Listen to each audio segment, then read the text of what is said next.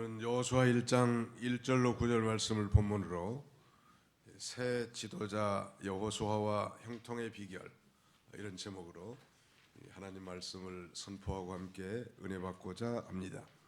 여호와 하나님께서 이제 모세가 죽자 모세의 뒤를 이을 이 후계자로 눈의 아들인 이 모세의 시종 여호수아를 임명해서 세웠습니다. 시종이라는 말은 모세를 위해서 마치 몸종같이 봉사하는 자 그런 의미가 있는데 모세의 손에 물을 붓던 자라고도 말할 수 있겠습니다. 여호수아는 이 출애굽 이후에 무려 40년 동안이나 이 모세의 조력자와 협력자로서 많은 연단과 훈련을 받은 자입니다. 가령 르비딤에서 아말렉과의 전투에서 모세는 산꼭대기에 가서 기도했지만 여호수아는 이 아말렉과의 전투 르비딤 전장에서 실제로 장수로서 이 대적과 싸운 인물이기도 하고, 또 이 시내산에서 십계명을 받을 때 모세와 함께 시내산에 함께 올라가고, 또 회막에서도 모세는 퇴근했지만 회막을 떠나지 않을 만큼 철저하게 하나님을 섬긴 그런 인물이고요. 또 우리가 잘 아는 대로 이 가데스 바네아에서 가나안 땅을 정탐할 때 12 정탐꾼 가운데 에브라임 지파의 대표 족장으로 여호수아가 이제 가나안 땅을 40일 동안 정탐한 그런 인물이기도 하죠. 민수기 27장에 보니까 바로 이 하나님께 택함받아 이 모세의 후계자로 임명된 사람인데, 이제 민수기 27장 18절 보니까 이렇게 되어 있습니다. 여호와께서 모세에게 이르시되 눈의 아들 여호수아는 그 안에 영이 머무른 자니 너는 데려다가 그에게 안수하고 그를 제사장 엘르야살과 온 회중 앞에 세우라. 좀 눈여겨볼 만한 것은 이 눈의 아들 여호수아는 그 안에 영이 머무른 자니, 아주 그 성령에 충만한 그런 인물로 묘사되고 있습니다. 하나님은 이 새 지도자 여호수아에게 이 중대한 사명을 맡깁니다. 이스라엘의 영도자였던 위대한 인도자, 즉 모세가 죽은 것은 이스라엘의 대단한 위기였습니다. 이런 위기 가운데 차세대의 새로운 지도자 여호수아를 선택해서 이제 백성들을 이끌고 하나님이 약속한 땅, 하나님이 허락하신 새 땅, 가나안 땅에 들어가서 이 가나안 땅을 정복하고 그들에게 12지파에게 그 땅을 분배하는 이 중대한 사명이 여호수아에게 주어진 것입니다. 자, 우리 하나님께서 여호수아에게 맡겨진 사명이 무엇인지 2절을 같이 한번 1절과 2절 같이 읽겠습니다. 시작. 여호와의 종 모세가 죽은 후에 여호와께서 모세의 수종자 눈의 아들 여호수아에게 말씀하여 이르시되 내 종 모세가 죽었으니 이제 너는 이 모든 백성과 더불어 일어나 이 요단을 건너 내가 그들 곧 이스라엘 자손에게 주는 그 땅으로 가라. 일어나 건너 가라. 그리고 밟으라.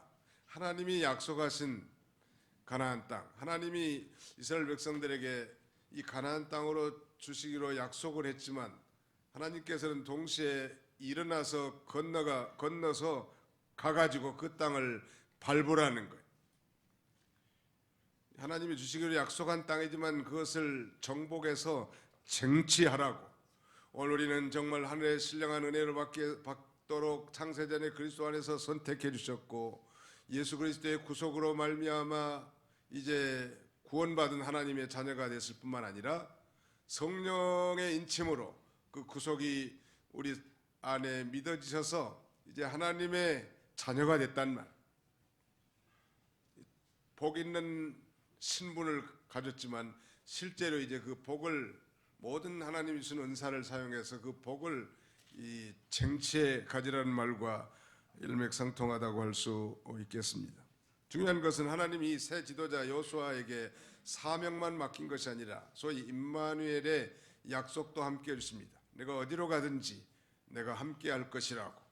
그래서 이 중대한 사명을 잘 감당하는 영도자, 위대한 영도자 모세가 죽은 건 이스라엘 민족사의 큰 위기였고, 이제 그 후계자로서 눈의 아들 여호수아가 새 지도자가 됐기 때문에 장차 이 요단강을 건너 저 가나안 땅을 정복하고 이 쟁취한다는 것은 쉬운 일이 아니란 말.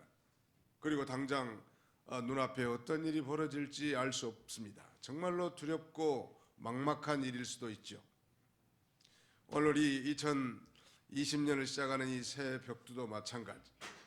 우리가 가보지 않는 길, not taken road를 우리가 가지고 있는데 우리 앞에 어떤 일이 벌어질지 알 수 없으나 한 가지 분명한 것은 오늘 저와 여러분들은 예수 그리스도의 피로 말미암아 죄 사함 받고 구원받은 하나님의 자녀이기 때문에 하나님의 자녀를 항상 하나님께서 함께해 주실 줄 믿습니다.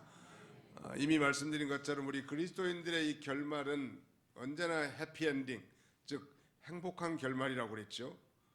그러나 저절로 그것이 얻어진 것이 아니고 우리가 이 말하자면 일어나서 건너가서 쟁취하고 밟아야 그것이 자신에게 주어지는 것. 이거야말로 두려운 일이죠. 새로운 사업을 시작했다든지, 아니 고등학생이 이제 대학으로 새롭게 진학했다든지, 그동안에는 이제 부모가 일일이 다 간섭하고 도와줬는데 이제 자기 스스로 새로운 일을 도전하고 또 자기 스스로 관리하고 통제해 나가는 일, 막막한 일이죠. 그러나 일어나서 가라는 것, 그것이 이 성경의 가르침입니다. 하나님께서 약속한 이 가나안 땅의 이상적인 경계는 거기 4절에 이렇게 표현되어 있습니다. 곧 광야와 이 레바논에서부터 큰 강 곧 유브라데 강까지 해쪽 속에 온 땅과 또 해지는 쪽 대해까지 너희 영토가 되리라. 하나님 약속한 이 가나안 땅의 동서남북의 경계가 네 가지로 구분되어 있는데요.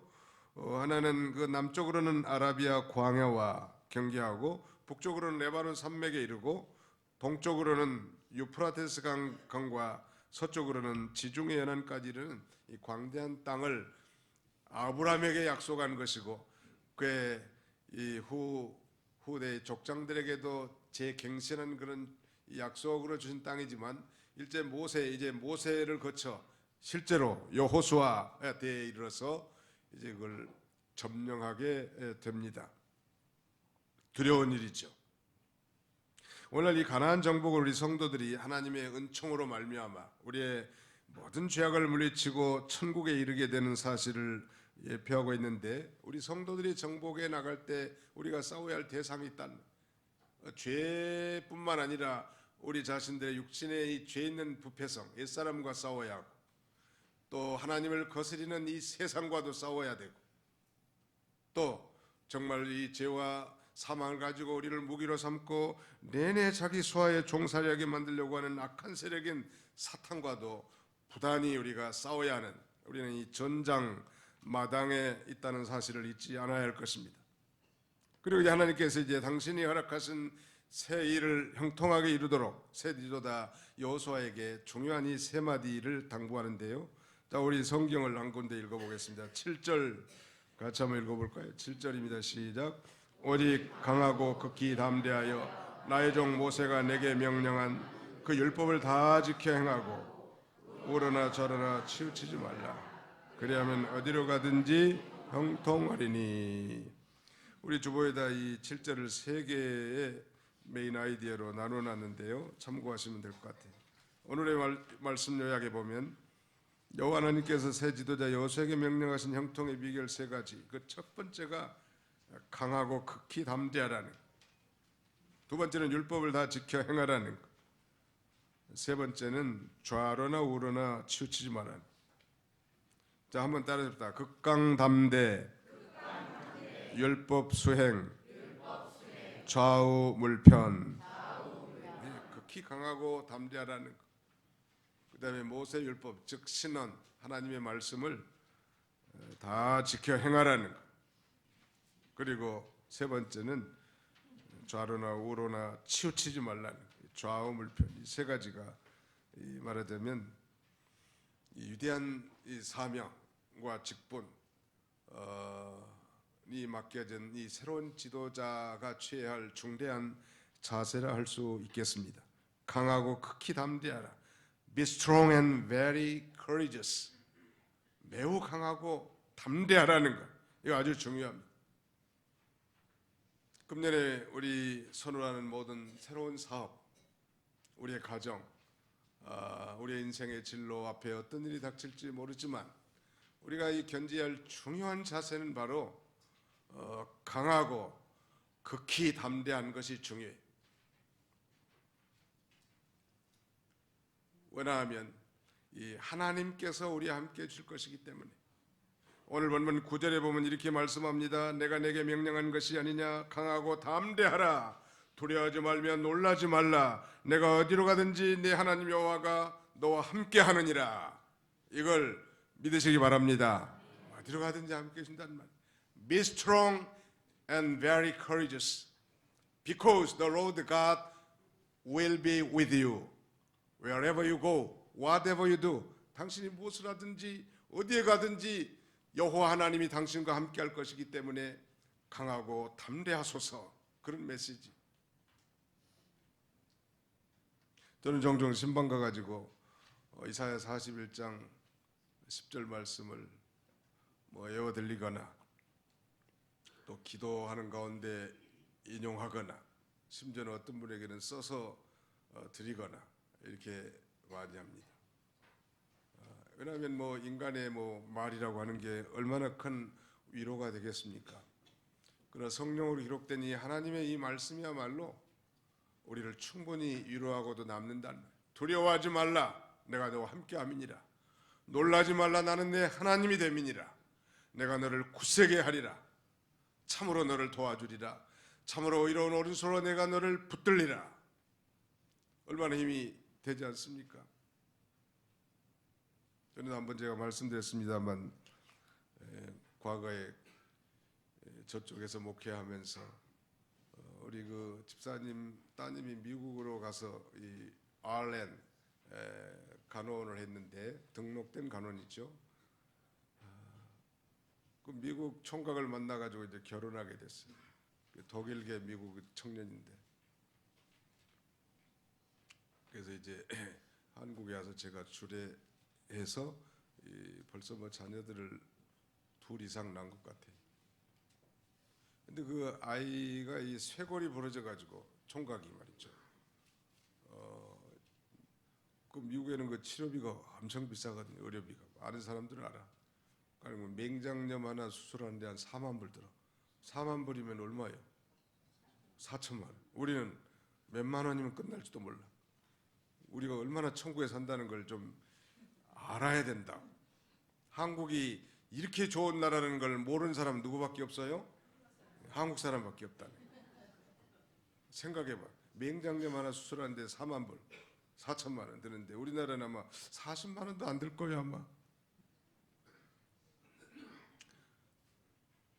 그 쇄골이 불어가지고 한국에서 잘 수술하는데 이제 신방을 갔죠. 신방 가가지고 그 사람들은 영어를 쓰니까 영어로 이제 이사야 41장 10절을 써서 또 기도도 해주고 써준 걸 갖다 줘서 너 부지런히 이걸 외우고 앞으로 하나님을 의지하라고. 그런데 또 잘 순종해. 미국 사람들이 생각보다 부지런히 외워가지고 큰 힘이 돼서 낫게 됐습니다. 나는 미국 가가지고 감사 편지가 왔더라. 목사님 너무 감사합니다. 그때 목사님이 써준 그 이사야 41장 10절을 제가 다 외우고 제 삶의 모토로 삼고 있다. 하나님이 도와주셨다. 오늘 정말 이 위대한 영도자 모세가 죽고 후계자 새로운 지도자로 부각한 여호수아가 얼마나 겁나는 일이에요. 지금 약속의 땅이긴 하지만 전쟁을 해가지고 점령해서 쟁취해야 된다는 말. 이런 새로운 이 사명이 부여된 이 여호수아가 얼마나 겁과 두려움이 있었겠냐는 말. 근데 하나님은 두려워하지 말라. 강하고 담대하라고. 내가 너와 함께 하겠다고 하는 소위 임마누엘의 약속을 해주시는 것. 사랑하는 성도 여러분, 오늘 우리 2020년 이 경자년 새해 우리 인생 앞에 당장 오늘 예배 끝나고 가는 길이라도 혹은 내일 어떤 일이 벌어질지 알 수 없지만 그러나 어떤 일을 만나든지 어디를 가든지 하나님 아버지께서 여러분과 함께 하심을 믿으시기 바랍니다. 하나님이 함께 하신다는데 뭐가 두렵냐는 말이에요. 이 사실을 잊어버리면 낙심하게 되는 거예요. 좌절하게 되고 세상 것을 의지하게 되는 것입니다. 하나님이 함께 하시니까 하나님은 이 합력하여 하나님을 사랑하는 자 곧 그 뜻대로 부르심을 입은 자들에게는 모든 것이 합력하여 무엇을 이루느니라? 선을 이루실 것이다. 이렇게 확신하고 나가는 극강담대. 이건 아주 중요하죠. 그 다음에 두 번째는 율법 수행, 율법을 다 지켜 행하라. 하나님의 말씀을 지켜 행하라 이렇게 바꾼다면 신언 수행 이렇게도 말할 수 있겠습니다. 여호와 하나님께서 말씀하신 두 번째 명령이 바로 하나님 말씀을 다 지켜 행하라는 것. 그러면 하나님께서 임마누엘의 하나님이 되어주시겠다는 것. 우리가 율법을 지켜 행하라는 것은 뭐 율법을 지켜서 구원받는 게 아니죠. 우린 이미 예수 그리스도를 믿음으로 말미암아 구원받은 자녀들로서 이 도덕적 율법인 대표적인 이 십계명을 잘 지켜 행할 때 하나님께서 함께 해 주시겠다고 약속하는 거예요. 우리가 지난 주일날 살펴본 것처럼 복 있는 사람이 바로 어떤 사람이?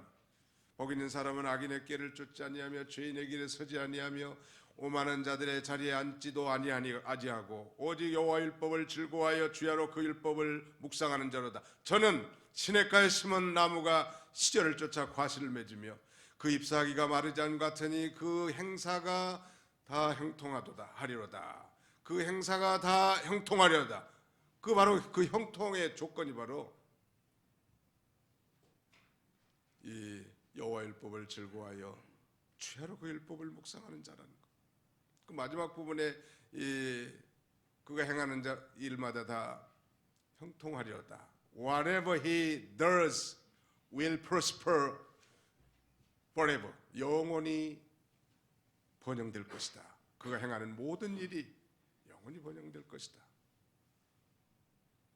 어떤 사람에게 죄를 떠나서 여호와 율법을 즐거워하고 그 율법을 주야로 묵상하는 그 사람에게 하나님께서는 형통하게 해줄 것을 약속하고 있습니다. 이날 유다 왕들은 끊임없이 율법책을 등사해서 곁에 두고 그 율법의 의미를 묵상하면서 의를 추구한 거예요. 한때는 그 율법책을 잃어버렸는데 어느 날 요시야 왕 당시에는 그 성전을 수리하다가 그 아마 연보통 괴짝 속에서 율법책을 발견합니다. 그들은 가슴을 찢고 그대로 살지 못해서 이 나라가 정말 어려움을 당한 줄 알고 이제 그 발견한 율법책에 따라 나라를 개혁해 나가는 거예요. 그래서 요시야의 개혁 운동은 바로 발견한 율법책을 통해서 이루어지는 것입니다. 우리는 단지 성경을 몇 번 읽었다는 것이 중요한 것이 아니라 그 의미를 살피면서 묵상하라는, 아예 말씀을 생명으로 삼는 것. 금년에는 좀 우리 도봉교회 모든 권석들이 성경 말씀을 더욱 사랑하고 또 그 성경 말씀을 늘 묵상하고 암송하고 적어도 한 1독 정도는 통과하는 그런 한 해가 됐으면 좋겠습니다. 아멘. 아멘 안 한 사람들이 수상한 사람들이 금년에도 두고 보자 나는 안 읽겠습니다. 이런 이 괘씸한 착자들은 회개해야 돼. 어떻게든지 한 번씩은 읽으라고. 1년에 하루에 석 장을 읽고 주일날을 5장을 읽으면 1년에 1독이 가능합니다. 매일 석 장, 주일날 5장, 매3 주 5, 매일 석 장, 주일날 5장, 매3 주 5. 잊어버리지 말라.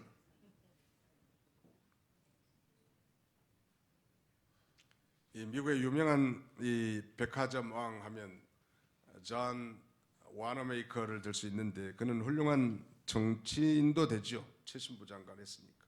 또 경제인으로서 그의 리더십이 아주 그 단순하면서도 강렬했습니다. 그의 단순함이 도대체 그의 리더십 가운데 그의 단순함이 어디서 유출된 것인가? 그건 바로 그가 성경 중심, 하나님 말씀 중심으로 살았다는 것이죠. 그는 여러 가지 따지지 않았다고 합니다. 하나님의 말씀이 yes면 yes, 하나님의 말씀이 no면 no 하는 그런 아주 단순한 그런 인생을 산 거예요. 필라델피아에서 자라서 그는 사업가로 큰 성공을 하고 노년이 됐을 때 이제 한 기자의 인터뷰를 봤습니다. 당신은 지금까지 어려서부터 수많은 사업을 투자하고 선택해서 대단한 성공을 거둔 줄 압니다.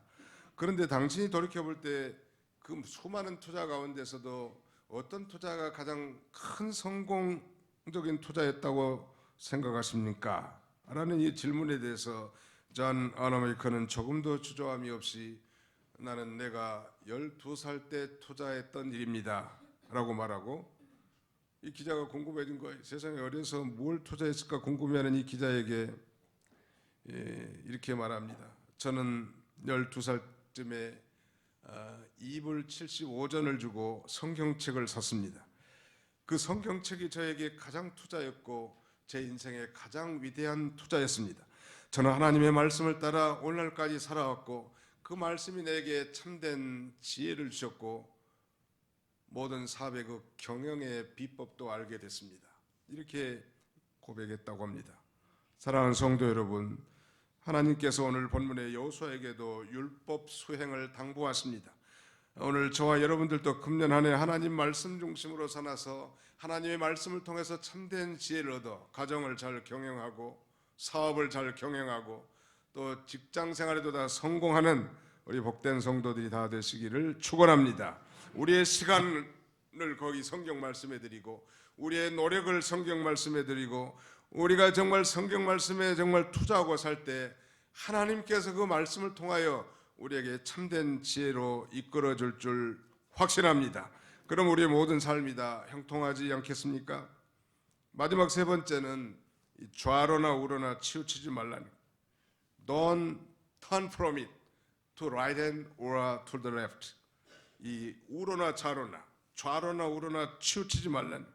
이것은 세상이 말하는 중도의 길을 간다는 뜻은 아닙니다.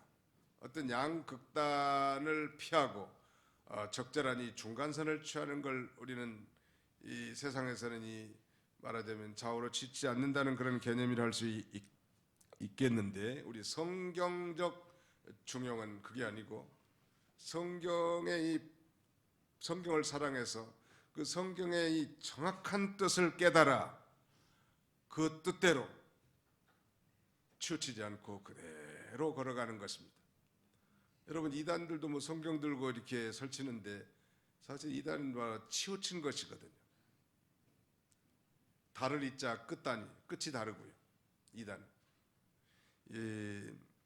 인간의 이 나약하고 사악한 본성은 성경을 편리나 특정 관심에 국한시켜 이 편벽되이 해석하는 경향이 아주 다분한데, 오늘날 득세하고 있는 수많은 이단 종파들은 말씀을 어떤 특정한 문제나 특정한 사람에게 교묘히 맞춤으로써 복음의 본질을 변질시키고 있습니다.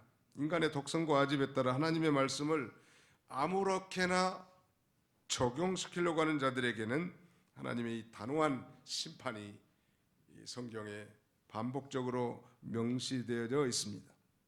그래서 유명한 종교학자 존 칼빈은 이렇게 말합니다. 말씀이 가는 곳까지 나도 가고 말씀이 멈추는 곳에서 나도 멈출 것이라는 원칙을 따라 살았다고.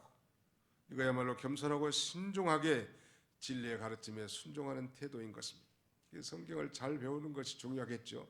그래서 이 정확한 성경의 깨달음을 따라서 그대로 가는 거이지. 그것이 바로 좌로나 우로나 치우치지 않는다는. 여호와 하나님께서 이제 새로운 지도자 여호수아를 세우시고 그 위대한 사명을 부여했습니다. 즉 이스라엘 백성들을 대동하고 저 가나안 땅, 요단강을 건너 저 가나안 땅을 점령해서 하나님의 약속하신 땅을 쟁취하라는 것, 밟고 쟁취하라는 것.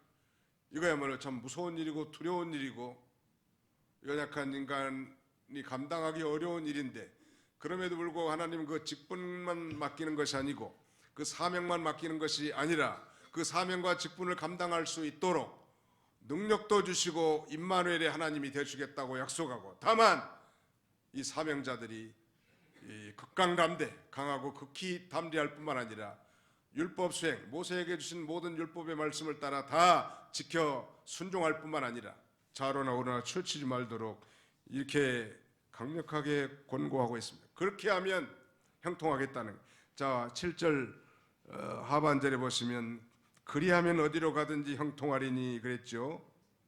그 다음에 8절 하반절에도 그리하면 내 길이 평탄하게 될 것이며 내가 형통하리라. 이 형통이라는 건 우리가 생각하는 것보다 일이 잘 된다는 것. 영어 성경에는 뭐 성공적이다라고 이렇게 표현합니다. successful이라고 쓰는데요.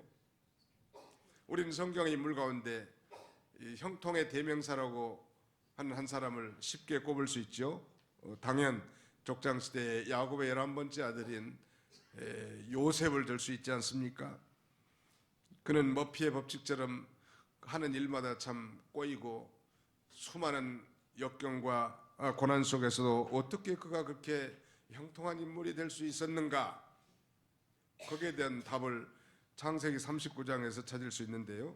창세기 39장 1절로 2절을 우리 다 같이 한번 읽어보겠습니다. 창세기 39장 1절로 2절을 같이 읽습니다.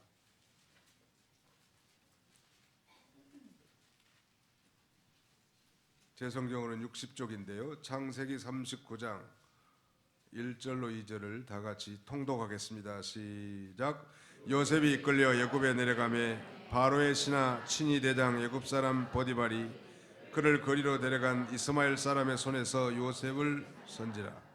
여호와께서 요셉과 함께 하심으로 그가 형통한 자가 되어 그의 주인 애굽 사람의 집에 있으니. 3절은 제가 읽습니다. 그 주인이 여호와께서 그와 함께 하심을 보며 또 여호와께서 그의 범사에 형통하게 하심을 보았더라. 거기 39장 마지막 절도 한번 보세요. 23절. 간수장은 그의 손에 맡긴 것을 무엇이든지 살펴보지 아니하였으니 이는 여호와께서 요셉과 함께 하심이라. 여호와께서 그를 범사에 형통하게 하셨더라. 그러니까 요셉의 형통의 이 비결은 3번이나 반복된 것처럼 여호와 하나님께서 함께 해주시는 거예요. 금년 안에 우리가 더 형통한 삶을 살기를 원하시는데 여호와 하나님이 저와 여러분의 모든 인생의 진로 가운데 함께 하시기를 주님의 이름으로 축원합니다. 전능하신 여호와께서 함께 하실 때 여호수아가 점령하지 못할 땅이 어디 있겠냔 말이에요. 아무리 난공불락의 요새를 할지라도 하나님이 함께 하신다면 그 새 역사는 반드시 성취될 거예요. 이제 여호수아 6장 이후에 가면 이제 여리고성, 그 강력한 초롱성 여리고성을 무너뜨리는 것은 어떤 무기라든지 공성태라든지 이런 걸 만든 게 아닙니다. 인간의 지혜나 모략을 짜서 하는 것도 아닙니다. 다만 하나님의 명령에 순종해서 하루에 6바퀴, 하루에 한 바퀴씩 엿새 동안 6바퀴를 돌고 마지막 제7일에는 7바퀴를 돌라고 주님이 명령하시고 함성을 지를 때 그 철옹성 여리고성이 우르르 다 무너뜨렸다는 사실은 성경이 증거하는 것입니다. 하나님의 방법이 쉽고 편안한, 인간의 방법은 너무 어렵고 힘들어요. 하나님이 함께 하신다면 불가능한 일이 결코 없는 것입니다. 그럼 오늘 본문에도 여호와 하나님께서 여호수아에게 직접 임마누엘의 약속을 이렇게 반복합니다. 5절에 보십시오. 내 평생에 너를 능히 대적할 자가 없으리니 내가 모세와 함께 있었던 같이 너와 함께 있을 것임이라. 내가 너를 떠나지 아니하며 버리지 아니하리니. 오늘날도 우리가 부족하고 허물이 많다 할지라도 우리가 예수 그리스도의 피로 죄사함 받고 하나님의 언약 백성이 되었다면 이 자녀에 대한 아버지의 사랑처럼 하나님 아버지께서 항상 우리와 함께 하심을 믿으시기 바랍니다. 그런 임마누엘에 대한 분명한 확신이 우리로 하여금 죄의 길을 피하게 하고 우리로 하여금 연약한 길을 떠나게 하고 우리로 하여금 더 하나님이 기뻐하신 일로 전진하게 만들어주는 것입니다. 이제 말씀을 맺습니다. 2020년 새해가 밝은 지 벌써 열 이틀째가 됐습니다. 금년 경자년 한 해 우리 앞에 어떤 난관과 역경이 다가올지는 아무도 예측할 수 없지요. 그러나 분명한 것은 여호와 하나님께서 언제나 어디서나 무슨 일을 하든지 우리와 함께 하실 줄 믿습니다. 그러므로 새 지도자 여호수아에게 새 역사를 위해서 당부하신 그 3가지 형통의 비결 마음판에 잘 새겨서 극강담대, 율법 수행, 좌우물편 이 말씀을 기억하고 금년 안에도 우리 모든 권속들이 다 형통한 한 해가 다 되시기를 주님의 이름으로 축원합니다. 거룩하신 우리 아버지 하나님께서 오늘도 좋은 일기를 주시고 사랑하는 성도들을 한자리에 불러 모아 새벽부터 이 시간까지 하나님 앞에 예배드릴 수 있도록 은혜 주심을 진심으로 감사하고 감사를 드립니다. 자비로우신 아버지, 새해가 바뀌고 이제 새로운 결심과 의지가 작심삼일이 되지 않게 해주시고, 아버지 하나님, 듣고 배운 말씀대로 우리가 복 있는 인생, 복 있는 삶을 살 뿐만 아니라 이를 위해서 우리가 이제는 이 극강담대하고 또 율법을 수행하며 좌우물편하여 아버지 이 길을 성공적으로 통과하는 우리 모든 성도들이 다 되게 하여 주옵소서. 예수님의 이름으로 기도하옵나이다. 아멘.